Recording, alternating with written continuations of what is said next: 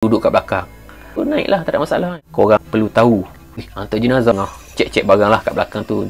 Dia punya keranda. Tahu korang, anggota tentera ni kalau meninggal, kamp yang terdekat dengan kampung yang si meninggal tu akan membantu anak jenazah tu ada kat belakang. Postmortem, lepas tu kita hantar ke sudah.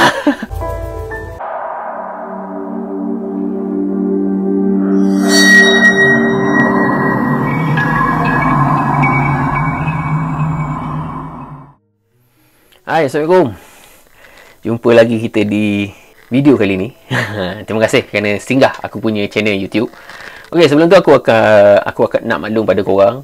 Channel YouTube aku ni ada dua konten. Konten pertama, aku akan bawa korang pergi hiking ke mana-mana gunung, dan konten kedua aku cerita. Aku cuba kongsikan satu pengalaman ataupun story-story member aku, diceritakan balik pengalaman-pengalaman tu. So hari ni aku ada satu pengalaman. Cerita ni dah lama dah.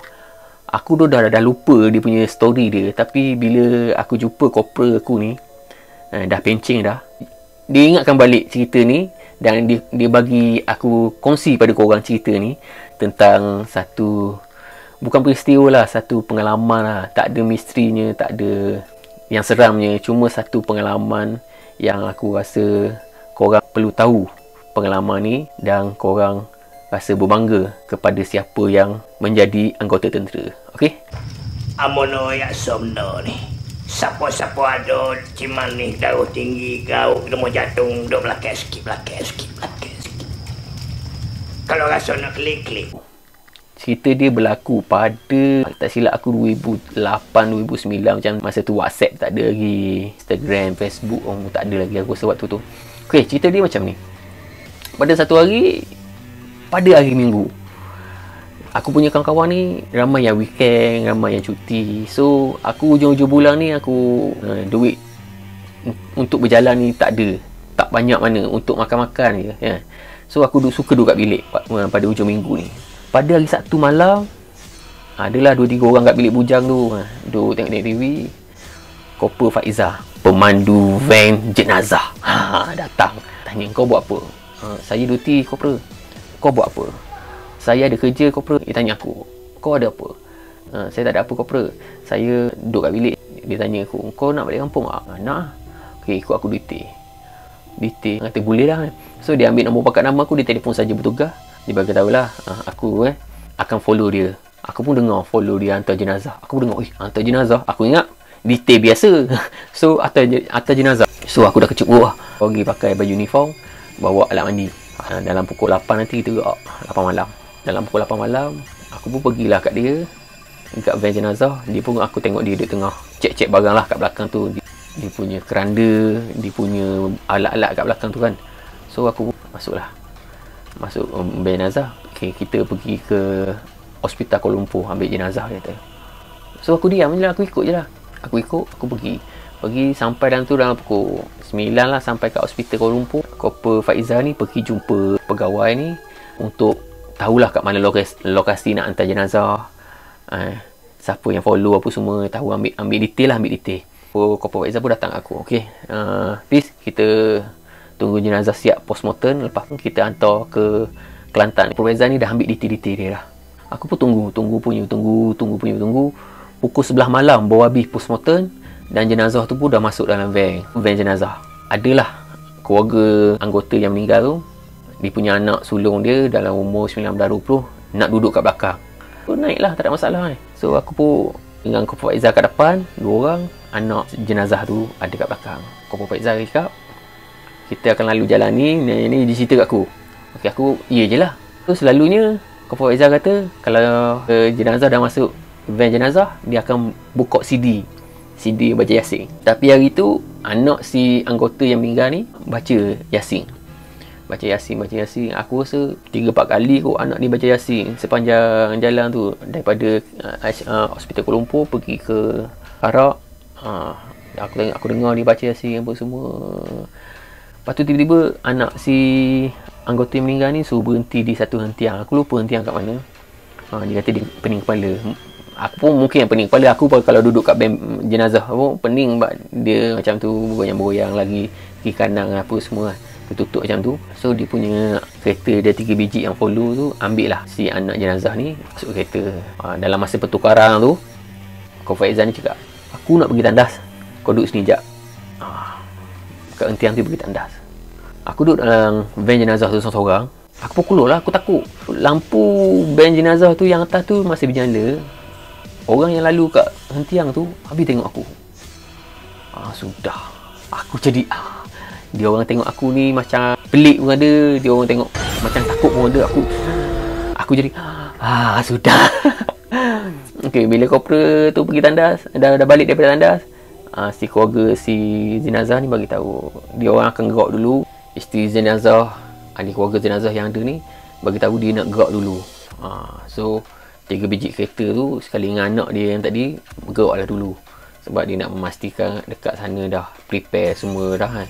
So kami pun jalanlah sendiri. Seingat akulah, kami susul keluar dekat Jabu. Time tu IPT2 tak buka lagi. Daripada lepas tu ada satu jalan yang agak gelap lah time tu. Dalam perjalanan tu aku tengok satu biji kereta kat depan, yang kat atas dia tu ada sebiji basikal yang duduk atas tu. Kereta, basikal kat atas tu. Dia agak-agak sama, agak-agak nampak hitam. Aku tengok betul basikal lah. Untuk pengetahuan korang, Kopel Faizal ni, bila si anak anggota yang meninggal tu turun pada van jenazah, dia tu pakai free. Mungkin aku tak tahu dia dengar lagu ke, dengar mengaji ke. So aku pasanglah CD Yasin tu. CD tu pula lengkap-lengkap tau. Dia main dalam 5 minit. Lekat. So aku reverse balik, masuk balik CD, lekat. So aku tutup, aku tak buka terus. Aku nak sembang dengan dia pakai yang free. So aku tengok je lah apa yang lalu kat depan tu. Bila aku nampak satu kereta tu ada basikal kat atas, daripada agak-agak sama lah aku tengok. Aku tengok basikal aku kat atas tu. So bila potong kereta tu, tak ada apa kat kereta tu. Aku tengok aku ceming, tadi aku nampak basikal.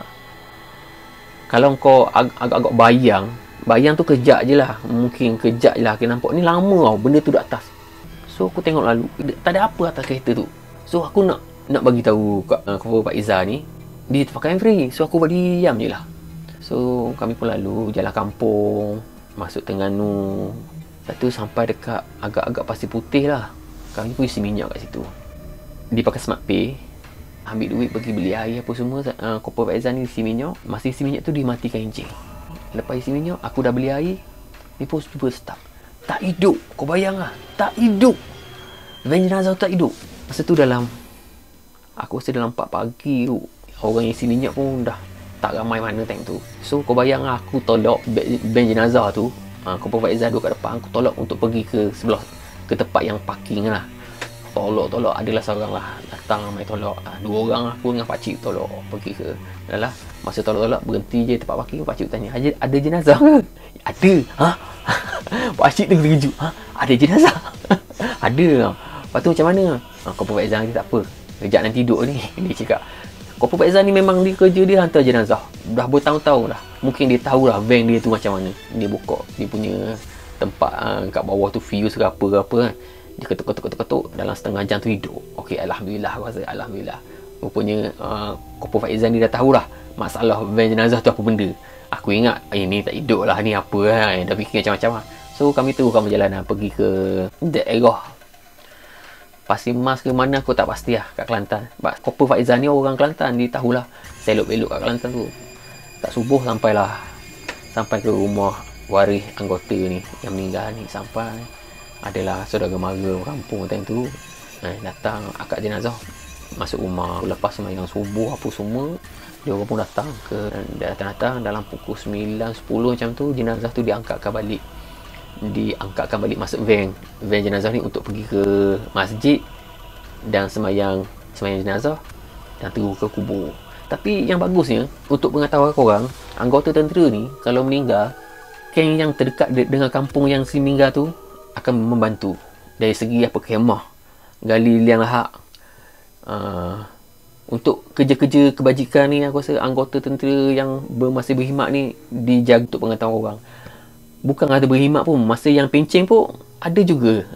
Kem aku dulu, anggota tu dah penceng, kami hantar lah 20 orang 30 orang untuk pasang kemah dekat kubur, dekat rumah pasang kemah, tolong-tolong kebumikan. Macam tu juga yang aku pergi, pengalaman aku pergi dekat Kelantan ni, macam tu juga dia orang tolong pasang kemah, akad jenazah turun ke liang lahat apa semua, dibantu oleh ken terdekat. Untuk pengetahuan korang lah, dia punya kebajikan tu tentera jaga sampai ke liang lahat.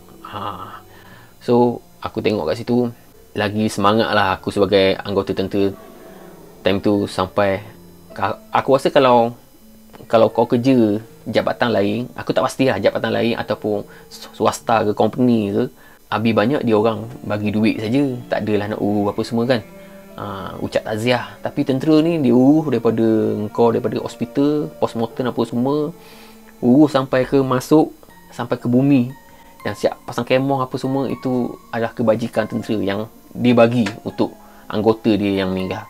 Okey, untuk pengetahuan korang lah. So dah habis settle semua, ada satu kali pegawai berpangkat kereta, dia ulur Kopra Faizah duit untuk minum-minum lah. Kopra Faizah tak payah tuan, kami buat kerja ikhlas saya tu kan, saya tak nak duit, tak nak, saya dah selamat sampai, dah cukup lah Kopra Faizah ni. So dia ulur kat aku, aku ambil. Aku ambil lah, aku tak tahu. Kopra Faizah tu bising aku. Kopra Faizah tu bising, kau jangan ambil buat kerja ikhlas ni, kau tak payah ambil duit ni, kata. Kau bagi balik. Aku tak tahu dalam sampul tu ada berapa. Tuan, duit ni saya bagi kat tuan rumah. Dia tak payah, tu duit minum korang. Tak apalah tuan. Aku pun letak lah. Kalau dekat Kelantan aku tengok dia macam dia letak dalam satu kotak. Orang datang menziarah letak duit, sumbangan duit apa semua. So aku pun letak lah. Pegawai tu tengok aku letak, dia jangan letak, tu duit minum korang. Aku dah kena marah dekat Kopra Faizah, jangan ambil duit. So aku letak lah kat situ. Aku tak pastilah pegawai tu bagi berapa dan sampul tu, aku letak lah dalam tu. Ada orang ni ulur duit, kami tak ambil. Kopra Faizah dah marah aku sekali, aku dah sentak lah. Takut lah. Aku masa tu private, dia Kopra, dia marah aku, jangan ambil duit. So aku pun, okey. Orang ulur aku tak ambil. Aku tolak lah. Dah Kopra dah pesan jangan ambil duit kalau orang bagi. So aku pun minum-minum apa semua, salam-salam. Minta gerak dulu. Sampai kat KL lah, dalam perjalanan kami apa semua sampai kat KL. Kopra Faizah ni dia letih. So aku trik pemandu, dia suruh aku bawa slow. Kita bujang time tu, agak-agak berhenti kat traffic light, tengok perempuan kita senyum lah. Perempuan jadi takut so orang pemandu van jenazah senyum, perempuan tengok aku, takut. Itulah pengalaman aku waktu aku itu bukan kerja aku, tapi itu adalah tugas yang sampingan untuk follow pemandu van jenazah ni hantar anggota yang meninggal. So itulah pengalaman aku yang aku rasa aku boleh kongsi korang. Mesej dia, anggota tentera ni dijaga kebajikan dia daripada kau mula-mula masuk tentera sampai ke kau kalau meninggal dalam servis atau pencing. Kebanyakan diutamakan waktu kau servis tu, daripada kau masuk tentera sampailah kau meninggal, kebajikan dijaga sampai ke liang lahat. Kebajikan dia jaga. Okey, itulah satu perkongsian cerita pengalaman lah juga bagi aku. Cerita ni dah aku agak-agak lupa dah, tapi Kopra Faizah tu ingatkan balik. Dia dah pencing saja silap aku. Kopra Faizah tu pencing dia lah saja. So dia ada, aku jumpa dengan dia ingatkan balik kisah ni. So aku kongsilah pada korang untuk satu sembang-sembang santai, satu cerita-cerita santai untuk korang. Okey, jumpa lagi di lain video. Assalamualaikum.